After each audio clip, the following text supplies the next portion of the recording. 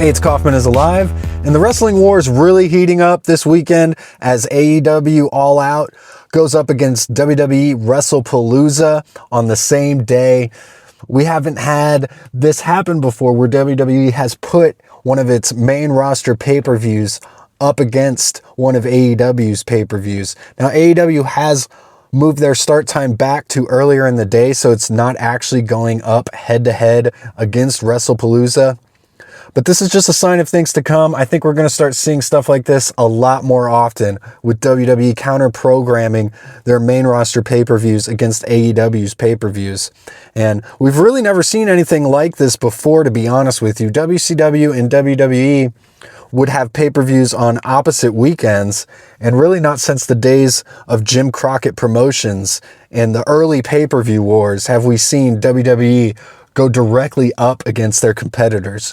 So it's really exciting as a wrestling fan. I'm really looking forward to this weekend. So I'm just going to go over some of the things that I'm looking forward to. I'm not going to go through match by match over each of these cards. The AEW pay-per-view has 9 matches already announced, not including the pre-show. So there could be 13, 14 matches on that show. I expect it to go 5 or 6 hours long.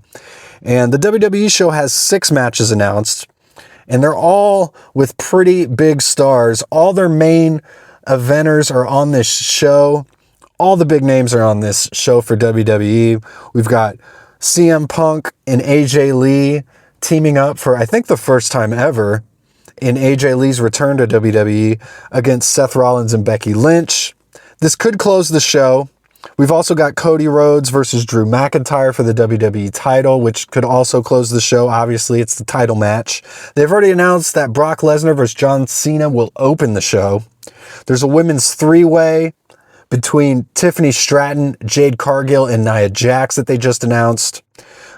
Stephanie Vaquer is going up against Io Sky for the vacant women's title. And then we got Bronson Reed and Braun Breaker versus the Usos.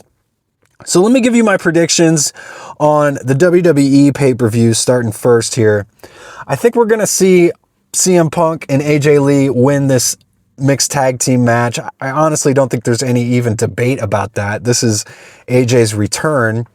I kind of would like to see them maybe put titles on the line in this match, because Seth's the world champion and Becky's the Intercontinental champion. Maybe if Punk or AJ Lee could get a pinfall in this match, they could win a title. They could have some more stakes, but that's not what they're doing here. They're doing a very old school style, slow build, very slow between Punk and Seth. They've been feuding for almost 2 years now. But hopefully, maybe at Survivor Series, we'll see the final one-on-one confrontation. I'd even like to see a Hell in a Cell match between those two leading out of this. But definitely, Punk and AJ are going to be winning this match. Then we've got Cody Rhodes and Drew McIntyre. I think Cody's winning this match. This is a feud I've been looking forward to ever since Cody came back to WWE, because a lot of people don't even remember that Cody and Drew were tag team champions about 15 years ago, the Dashing Ones over on SmackDown. And these are two of my favorite guys, and I think they do good work together. So looking forward to this match. I think Cody wins, though. Perhaps it'll be a DQ finish to draw this feud out longer or something like that. Brock and Cena. I think Cena's going to win this match. I really see no reason for Brock Lesnar to win. Now that they've taken the title off of Cena, I kind of expect him to win every match leading up to his final match, whoever that will be against. Women's 3-way, we got Tiffany Stratton, who reportedly could be injured after a match with Jade Cargill this past week on SmackDown. So I would expect a title change here, because this match was kind of a late addition to the card, and I think they're doing it just to get the title off of Tiffany. I don't see Jade Cargill winning the title here.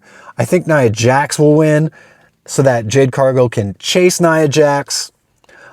I think perhaps we could see Jade Cargill versus Nia Jax be the big story leading us into next year. And speaking of the women's world title, we got Stephanie Vaquer versus Io Sky. I think Stephanie Vaquer will win this match, and I think Asuka and Kairi Sane are going to turn on Io Sky finally, and they can go off into a whole nother direction the rest of the year. That's a feud I'm looking forward to, Asuka versus Io Sky. And finally, we've got Bronson Reed and Braun Breaker versus the Usos, who are reuniting for this tag match. So I expect the Usos to win because this is their big reuniting. But, you know, we could get some heat on Braun Breaker and Bronson Reed if they win this match using some heel tactics. Perhaps Paul Heyman could make his return as well, because we haven't seen him since the Roman Reigns Bronson Reed match. Those are my predictions for WWE Wrestlepalooza.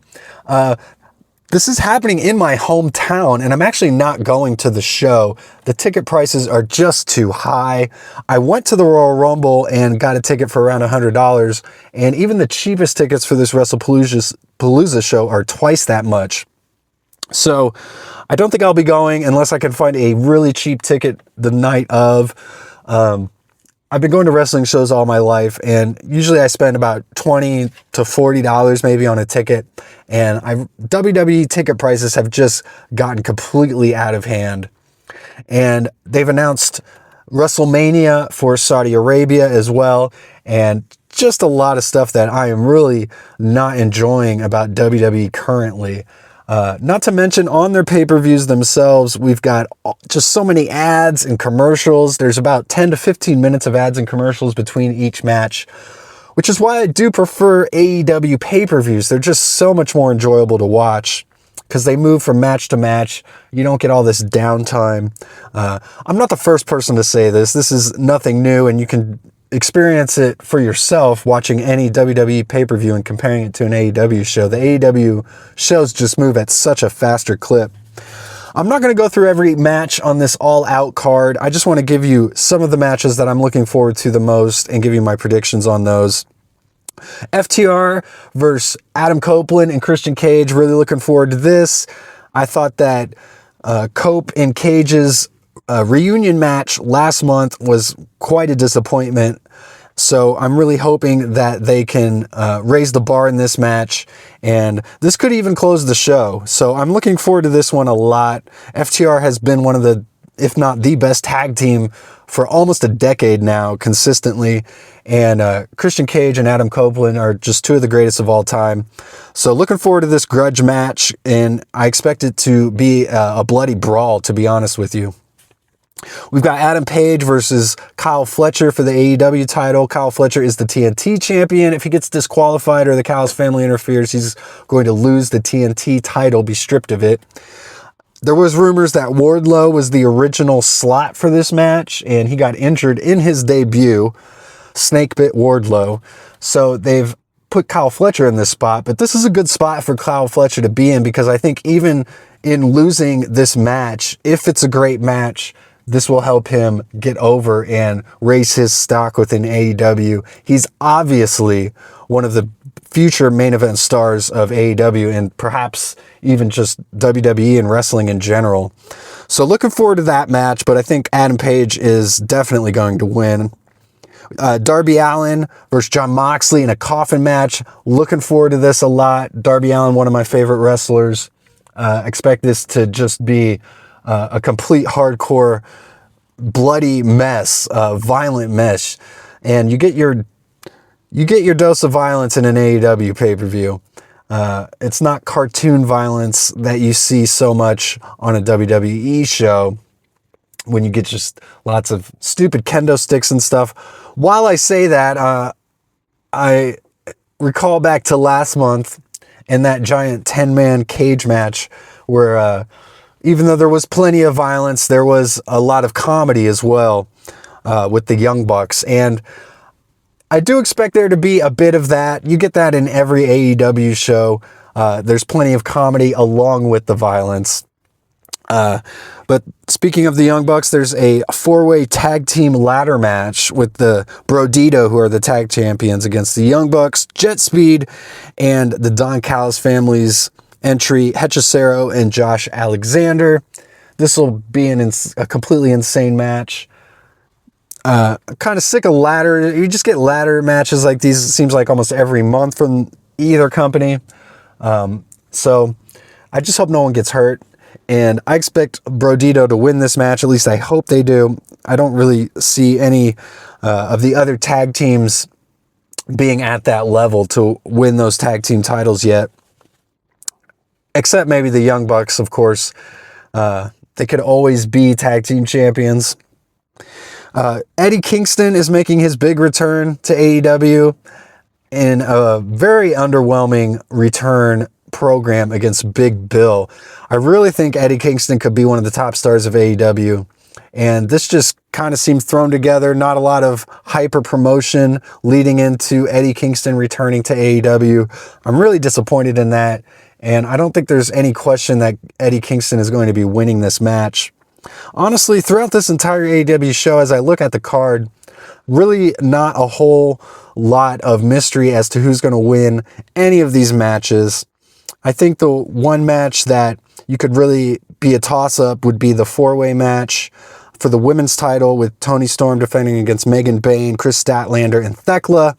I think it's probably time for Toni Storm to lose that title. She doesn't need it. She will be just as over without it, so you might as well give the title to someone and try and get them over. And I think Thekla would probably be the one who would win this match. She's new and could use a belt, and she's been pretty impressive, so that's who I expect to win that match. And we've got Okada, Takeshita, and Mascara Dorada in a three-way for the unified title. This could steal the show considering the talent in this match. But again, I don't really think there's a whole lot of drama into who's going to lose. Because I think Mascara Dorada is only in this match to take the pinfall from Okada so that we can continue this Okada-Takeshita dissension storyline within the Callis family. And I think eventually, obviously, they're going to have a big one-on-one match for that unified title where Takeshita is going to take it off Okada. So I am looking forward to that. The Hurt Syndicate, man, they're like the most over group in all of AEW, and they're in this lower card feud with Ricochet and the GOA. This is not something I'm really interested in at all. I just want to see the Hurt Syndicate start running roughshod over the main event scene in AEW. Give me Bobby Lashley versus Hangman Page and have Bobby Lashley squash Hangman Page and win that title. That's what I want to see. MJF versus Mark Briscoe in a tables and tacks match. I think this could steal the show, and it might even be the best match of the weekend. These are just two top-tier performers, two of my favorite guys. This is going to be a hardcore match. They're going to be able to do anything they want. They've got quite a grudge going. I really think this match probably would have been better served last month. I think the feud's cooled off a bit, but this will be a great match. And again, two of the best guys in AEW. I think AEW's really hurting right now with Swerve, Ospreay, and Omega all out on the shelf. And WWE's really making their move. So I am looking forward to this match, and I hope it steals the show. And again, it might be the best match of the weekend. So let me know what you guys think about this weekend. Those are pretty much all my thoughts. Can't really think of much else. Thanks again for watching, and go watch wrestling.